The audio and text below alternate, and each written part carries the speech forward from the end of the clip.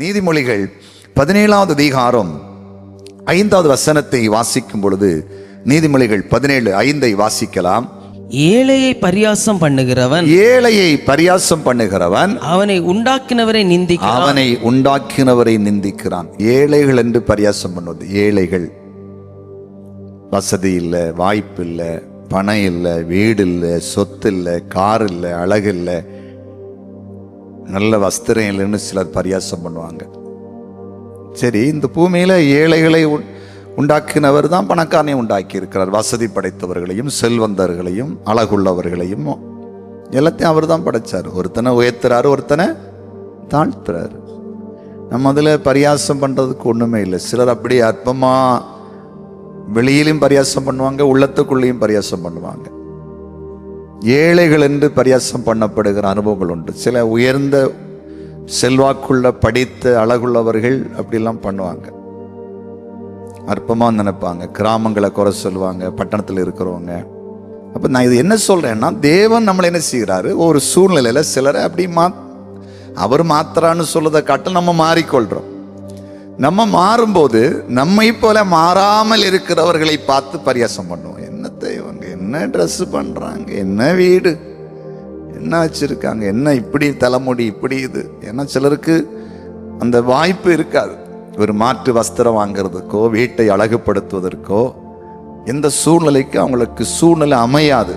அவ்வளவு போராட்டம் அந்த குடும்பங்கள் இருக்கும். சாபத்தின் அடிமைத்தனம், சாப கட்டு கிரியை செய்யும் போது, பிசாசானவன் ஒரு குடும்பத்தை அழிக்க நினைக்கும் போது, தேவனுடைய கோபம் அல்லது ஒரு குடும்பத்தில் வரும்போது, அந்த குடும்பம் முற்றிலுமா எதையும் செய்ய முடியாம சில வேளையில் ஒரு கிலோ அரிசி வாங்கி கொண்டு வந்தா சமைக்கவே முடியாது.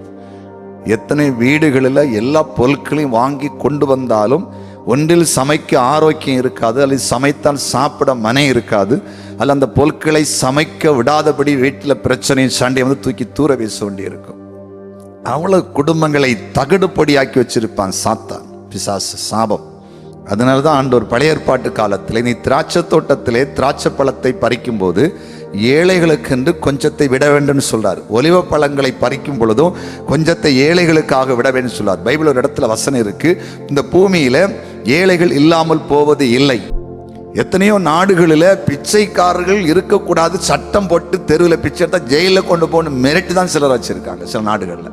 எங்க நாட்டுக்கு கேவலன்னு சொல்லிட்டு. ஆனால் என்ன, ஏழ்மை இருக்குது, வறுமை இருக்குது, பஞ்சம் இருக்குது, வியாதியினாலேயோ கஷ்டத்தினாலேயோ நஷ்டத்தினாலேயோ இழப்பினாலேயோ சிலத்தில் எல்லாத்தையும் இழந்து போயிடறாங்க. நொடி பொழுதுல சிலர் இழந்துடுறாங்க. அதனால ஏழைகள் பரியாசம் பண்ணப்படுது. ஒரு நாளும் கர்த்தருடைய சபை அதில் இருக்கக்கூடாது. நம்மை கர்த்தர் உயர்த்துவார். நம்மை காட்டிலும் தாழ்ந்த நிலையில் இருக்கிற எல்லாரையும் நம்ம நேசிக்கணும். எந்த இடத்துல அவங்கள குறை சொல்லி பரியாசம் பண்ணி நக்கல் பண்ணி கிண்டல் பண்ணி அவங்கள எதுவுமே பண்ணக்கூடாது. உங்கள் பிள்ளைகளுக்கு அதை சொல்லி கொடுக்கணும். பிள்ளைங்க ஸ்கூல் காலேஜ் போகும்போது சில பிள்ளைங்க ரொம்ப வசதி படைச்ச பிள்ளைங்களா இருப்பாங்க, ஸ்கூல் மேட்டு காலேஜ் மேட்டு. சில பிள்ளைங்க ஏழ்மையாக இருப்பாங்க. ஸ்கூலில் அவங்களுக்கு ஒரு புக் வாங்க காசு இருக்காது, மாற்று ட்ரெஸ் இருக்காது, நல்ல சாப்பாடு இருக்காது. சில வேளை நம்ம நல்ல பெரிய அப்பா அம்மாவுக்கு பிறந்திருப்போம். ஏன்னா ஒரு ஊழியர் சொல்றாரு, இந்த உலகத்தில் ஒரு நல்ல தாய் தகப்பனுக்கு பிள்ளைகள் பிறப்பது ஒரு பாக்கியம். அவங்க எதை பற்றியும் கவலைப்பட அவசியம் இல்லை, எல்லாத்தையும் பொறுப்பெடுப்பாங்க. அந்த பாக்கியம் எல்லாருக்கும் கிடைப்பதில்லை. ஆனால் ஒன்று, யோவான் சுவிசேஷம் 1:12 படி நம்ம ஆண்டவராகிய இயேசு கிறிஸ்துவை ஏற்றுக்கொண்டால் தேவனுடைய குமாரன் என்று பேர் வருது. தேவனுக்கு பிள்ளைகளாக மாறுறோம். அது ஒரு பெரிய அதிகாரம். அதனால் புரிஞ்சுக்கிடுங்க, தாய் தகப்பில்லாத பிள்ளைகள், திக்கற்ற பிள்ளைகள், விதவைகளுடைய பிள்ளைகள், வேலை வாய்ப்பில்லாத பிள்ளைகளும் கஷ்டத்தில். அதனால சில பிள்ளைங்க அவள் மோசமான ட்ரெஸ் போட்டுட்டு வாரா, இப்படி வாரா, இப்படின்னு ஒதுக்கும். இதெல்லாம் அவங்க பிள்ளைகளை கற்றுக் கொடுக்கணும். கொஞ்சம் வசதியானவர்கள் சொல்லி கொடுக்கணும். நம்ம அப்படிலாம் பார்க்கக்கூடாது. அந்த பிள்ளைகளெல்லாம் நம்ம நேசிக்கணும். நம்மளை மாதிரி அவங்க இருக்க மாட்டாங்க. நமக்கு செழிப்பு இருக்குது, நமக்கு ஆசீர்வாதம் இருக்குது.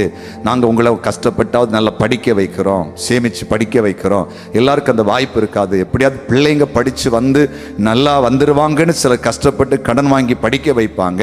அவங்களுக்கு சரியான வஸ்திரம் இருக்காது. நீங்கள் டெய்லி ஒரு ட்ரெஸ் போடுவீங்க, அவங்களுக்கு இப்படி போட முடியாது. அதனால அந்த பிள்ளை மோசமாக இருக்கிறா, நல்ல ட்ரெஸ் போட மாட்டா, இங்கே கூட்டு போகாமல் இருக்கக்கூடாது, அப்படிலாம் நீங்கள் செய்து அந்த பிள்ளைகளை இன்சல்ட் பண்ணக்கூடாது, எல்லாம் சொல்லிக் கொடுக்கணும். ரொம்ப பாதிக்கப்படும் அந்த பிள்ளைகள். இது நிறைய பேர் செய்யற நிறைய தவறுகள் இருக்கிறது. ரொம்ப வேதனைப்படும், அந்த பிள்ளைகள் எல்லாம் வேதனைப்படும். அதனால நம்ம ஒரு நாளும் மறக்க கூடாது. ஏழைகளை எந்த இடத்திலும், சாதாரண மக்களை, அவன் தாழ்ந்த ஜாதி, உயர்ந்த ஜாதி, அவன் படிக்காதவன், அறிவில்லாதவன், அவன் சாத இடத்துல இருக்கிறான், ஒரு காலனி கட்டடத்தில் இருக்கிறான், சின்ன வீட்டில் இருக்கிறான், அந்த இடத்துல யாருமே நினைக்கிறான். எங்க இருந்து யாரை கத்த தூக்கி உயர்த்துறான் நம்ம சொல்லவே முடியாது. சிறைச்சாலையிலிருந்து ஆள பூமியிலே வந்தவள் உண்டு. யோசேப்பு ஜெயிலுக்குள்ள இருந்து தான் எகிப்தை ஆளுறதுக்கு வெளியே வந்தான். கைகளை தட்டு, கத்தர் யாரை எந்த இடத்துல எப்ப தூக்கி கொண்டு உயர்த்துறாரு உங்களுக்கு எனக்கு தெரியாது. அதனால நம்ம ரொம்ப கவனமா இருக்கணும்.